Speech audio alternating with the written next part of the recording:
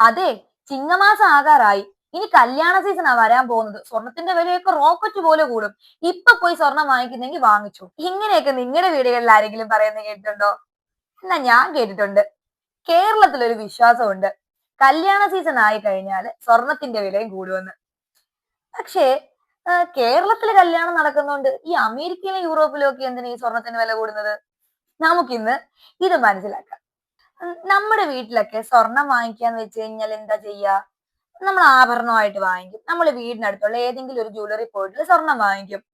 എന്നാൽ ഈ സ്വർണത്തിന്റെ വില ഇടുന്നത് ആ ജ്വല്ലറിയിലോ നമ്മുടെ കേരളത്തിലോ അല്ല. ലോകത്തെമ്പാടുമുള്ള സ്വർണം ട്രേഡ് ചെയ്യപ്പെടുന്നത് ഒരു ഗ്ലോബൽ മാർക്കറ്റിലാണ്. അവിടെയാണ് സ്വർണത്തിന്റെ അടിസ്ഥാന വില നിശ്ചയിക്കുന്നത്. അതിനുശേഷമാണ് ഇന്ത്യയിലെ ഇറക്കുമതി ചെലവുകളും നികുതികളും ഒക്കെ ചേർത്തിട്ട് നമ്മൾ കാണുന്ന രീതിയിലുള്ള സ്വർണത്തിന്റെ വില പുറത്തു വരുന്നത്. ലോകത്ത് സ്വർണത്തിന് ഒരു കോമൺ ഭാഷയുണ്ട്. അത് US ഡോളറിലാണ്. ഒരു ഔൺസ് സ്വർണത്തിന് എത്ര ഡോളർ എന്ന രീതിയിലാണ് സ്വർണത്തിന്റെ വില നിശ്ചയിക്കുന്നത്. ഇന്ത്യയിൽ ഡിമാൻഡ് കൂടുന്നതനുസരിച്ച് സ്വർണം കൂടുതലായിട്ട് നമുക്ക് ഇറക്കുമതി ചെയ്യേണ്ടതായിട്ട് വരുന്നുണ്ട്. അതിന്റെ എല്ലാ വില നിശ്ചയിക്കുന്നത് ഡോളറിലാണ്. അപ്പൊ ഡോളറിന്റെ വില കൂടിയാലോ? അതെ, സ്വർണം വാങ്ങിക്കാൻ വേണ്ടി ഇന്ത്യക്ക് കൂടുതൽ രൂപ ചെലവാക്കേണ്ടതായിട്ട് വരും.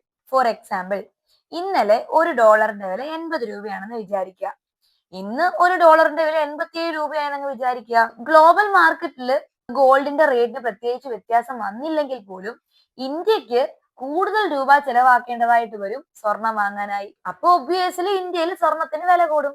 ലോകത്ത് യുദ്ധം വന്നാലോ, എന്തെങ്കിലും സാമ്പത്തിക പ്രതിസന്ധികൾ വന്നാലോ, ഇനി സ്റ്റോക്ക് മാർക്കറ്റുകളിലൊക്കെ എന്തെങ്കിലും വലിയ ഇടിവുകൾ വന്നാലോ, ആളുകൾ സേഫ് ആയിട്ടുള്ള ഇൻവെസ്റ്റ്മെന്റുകൾ അന്വേഷിച്ചു പോകും. അതിന് അവര് സ്വർണത്തെ തിരഞ്ഞെടുക്കും. അപ്പൊ അത് സ്വർണത്തിന് ഡിമാൻഡ് കൂടും, സ്വർണത്തിന്റെ വിലയും കൂടും. ഇനി അമേരിക്കൻ സെൻട്രൽ ബാങ്ക് എങ്ങാണം ഇൻട്രസ്റ്റ് റേറ്റ് കുറയ്ക്കാൻ ഒരു പ്ലാൻ ഉണ്ട് എന്നൊരു പ്രതീക്ഷ പോലും ഈ നമ്മുടെ ആഗോള വിപണിയിൽ വരികയാണെന്ന് വെച്ചോ, അപ്പോഴും സ്വർണത്തിന്റെ വില കൂടും. കാരണം അങ്ങനെ ഒരു സാഹചര്യം വന്നു കഴിഞ്ഞാല് നമ്മുടെ പൈസ കൊണ്ടുപോയിട്ട് ബാങ്കിൽ നിക്ഷേപിക്കുന്നതിലും ബെറ്റർ സ്വർണം വാങ്ങി വെക്കുന്നതായിരിക്കുമല്ലോ. അപ്പോഴും ഡിമാൻഡ് കൂടും. ഡിമാൻഡ് കൂടുന്നതനുസരിച്ച് പ്രൈസും കൂടും. ഇനിയും വേറൊരു കാര്യം, ഈ പല രാജ്യങ്ങളുടെയും സെൻട്രൽ ബാങ്കുകൾ സ്വർണം വാങ്ങിച്ചു വെക്കും. അതും വലിയ അളവിൽ വാങ്ങിച്ചു വെക്കും. അവര് വാങ്ങിക്കുന്ന അളവ് കൂടുമ്പോൾ ഒബ്വിയസ്ലി സ്വർണത്തിന് വിപണിയിൽ ഡിമാൻഡ് കൂടും, സ്വർണത്തിന്റെ വിലയും കൂടി വരും. ഇനി വീണ്ടും നമ്മുടെ ആദ്യത്തെ ചോദ്യത്തിലോട്ട് വരാം. കേരളത്തിലെ കല്യാണ സീസൺ വരുന്നത് കൊണ്ടാണോ സ്വർണത്തിന്റെ വില കൂടുന്നത്? പൂർണ്ണമായും അല്ല.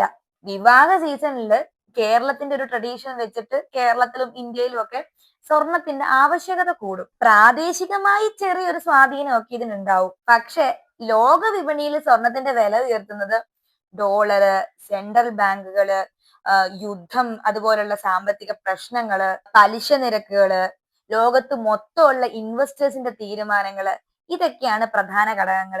അടുത്ത തവണ ആരെങ്കിലും സ്വർണത്തിന് വില കൂടുന്നത് കേരളത്തിലെ കല്യാണ സീസൺ ആകാറായത് കൊണ്ടാണ് എന്ന് പറയുന്നത് കേട്ടാൽ ഉറപ്പായി അവരോട് പറഞ്ഞു കൊടുക്കണം, അത് ചെറിയൊരു ഘടകം മാത്രമാണ്. മെയിൻലി സ്വർണത്തിന്റെ വില തീരുമാനിക്കുന്നത് ലോക വിപണിയാണെന്ന്. വീഡിയോ ഇഷ്ടപ്പെട്ടിട്ടുണ്ടെങ്കിൽ എന്റെ ചാനൽ സബ്സ്ക്രൈബ് ചെയ്യാൻ മറക്കരുത്. ഞാൻ സൂര്യ, ഇതാണ് ദ സൂര്യ സൈഡ്.